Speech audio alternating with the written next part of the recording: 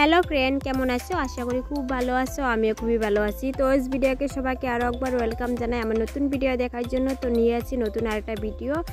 আর যেহেতু প্রচুর ঠান্ডা পড়ে গেছে, আমি রৌদ্র পরে বসে তোমাদের সাথে কথা বলছি। আর এখানে দৃষ্টি খুব দুষ্টমনা করছিল।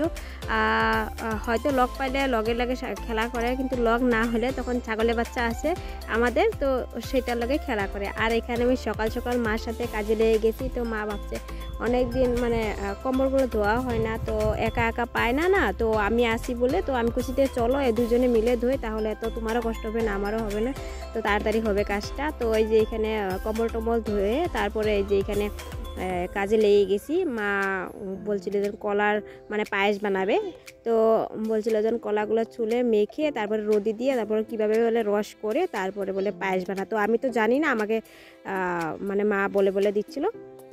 তারপর পায়েসটা মাই করব। তারপরে যে পায়েস করার জন্য তারপরে কলাগুলো মেখে রোদে দিয়ে দিছিলাম।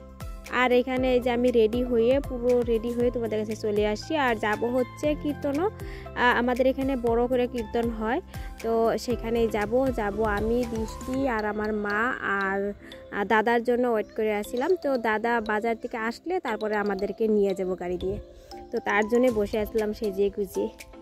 আর এখন রেডি হয়ে গেছি, যাব, তো তোমাদেরকেও সঙ্গে নিয়ে যাব। তো চলো ভিডিওটা দেখতে কন্টিনিউয়াস, তাহলে দেখতে পারবে।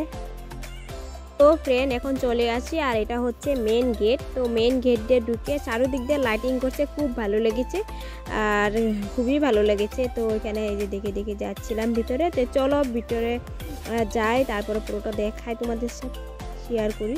তো চলো দেখতে থাকো ভিডিওটা।